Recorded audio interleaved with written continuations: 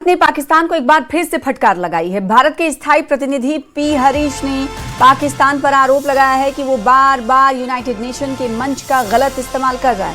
उन्होंने कहा कि सुरक्षा परिषद की सदस्यता कोई मामूली बात नहीं है, बल्कि बड़ी जिम्मेदारी है, लेकिन पाकिस्तान इसे निभाने के बजाय झूठे और भ्रामक दावे फैलाने में जुटा है।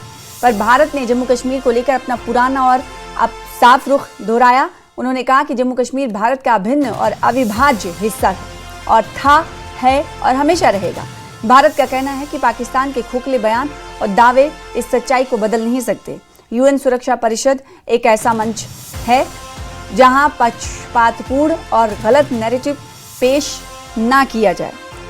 तो यूएन का सिक्योरिटी काउंसिल है वो ऐसा मंच नहीं है जहां पर पक्षपातपूर्ण और गलत नैरेटिव पेश किया जाए। ये भारत की तरफ से बात यूएन में रखी गई। I'd like to remind Pakistan that being a member of the UN Security Council is a huge responsibility. It's not a forum for peddling biased and false narratives. I'd like to make it loud and clear. Jammu and Kashmir was, is and will always remain an integral and inalienable part of India. Any assertions to the contrary are baseless, devoid of and inconsistent with historical fact.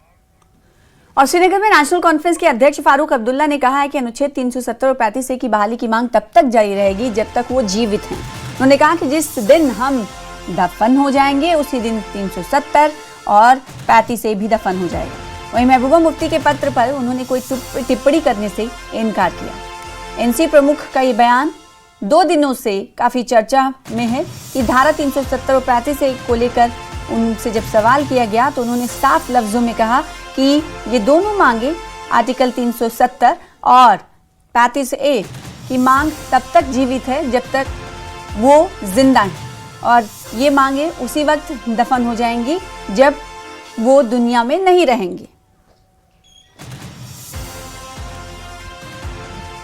Doctor साहब, महबूबा जी ने जो एक idea suggest किया है कि सब party को एक साथ आना चाहिए और जम्मू कश्मीर का इशू है सेंटर के सामने रखना चाहिए। मैंने उनको कोई जवाब नहीं दिया। ये जी भी बना था, महबूबा जी भी मेंबर थी, लेकिन वो टिक नहीं पाया। फिर उसके बाद अल्लाह के हवाले हो गया। डॉक्टर साहब ने कहा कि दिल्ली जाने से कुछ नहीं होगा क्योंकि 370 और 35 से दफन हो गया है।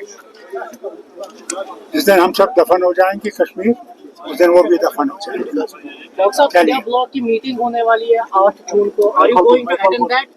इंडिया ब्लॉक की मीटिंग होने वाली है। That meeting is going to be taking place. You are going to take part in the meeting?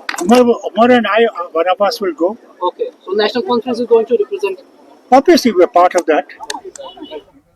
केंद्रीय मंत्री डॉक्टर जितेंद्र सिंह ने जम्मू कश्मीर के डोडा जिले में आयोजित जनता दरबार के दौरान मौके पर ही कई मामलों का समाधान कर दिया और लोगों की समस्याओं का निपटारा किया। प्रधानमंत्री कार्यालय में डॉक्टर जितेंद्र सिंह ने अधिकारियों को निर्देश दिए कि जनता की शिकायतों का जल्द और प्रभावी समाधान सुनिश्चित किया जाए। साथ ही इस मौके पर उन्होंने चुनाव क्षेत्र में एक automatic weather and warning system लगाने की घोषणा की है, जिससे मौसम संबंधी चेतावनियां समय पर मिल सकेंगी।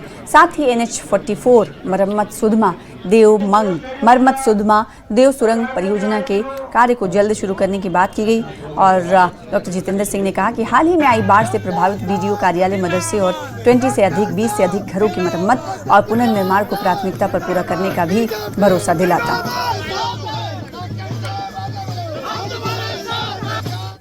सिविल सिर्फ ज़िला स्तर पर बल्कि ब्लॉक लेवल, पंचायत लेवल तक हम जाते हैं और आज इसी सिलसिले में हम हर एक ज़िले में कठुआ, उधमपुर, किश्तवाड़, डोडा, रामबन तक, और आज हम डोडा ज़िला में यहाँ पर मल्होरी में बैठे हैं क्योंकि मल्होरी से कैचमेंट आता है, ये सारे गांव आ जाते हैं। पूरा का पूरा गलियार, कलोता, हम्बल, मरमत और हमारे साथ हमारे बड़े ही कर्मठ MLA साहब का वज़ीर भी रहे, शक्तिराज बरिहार साहब। और यहाँ पर इसका ये फ़ायदा रहता है कि चूँकि सारी की सारी टीम अफसरान की यहाँ रहती है, DC साहब भी रहते हैं, SSP साहब रहते हैं, हर एक महकमे के आला तरीन अफसर रहते हैं, NHDCL, NHAI के, तो बहुत सारे मसाइल हैं जिनका मौके पर ही हल हो जाता है।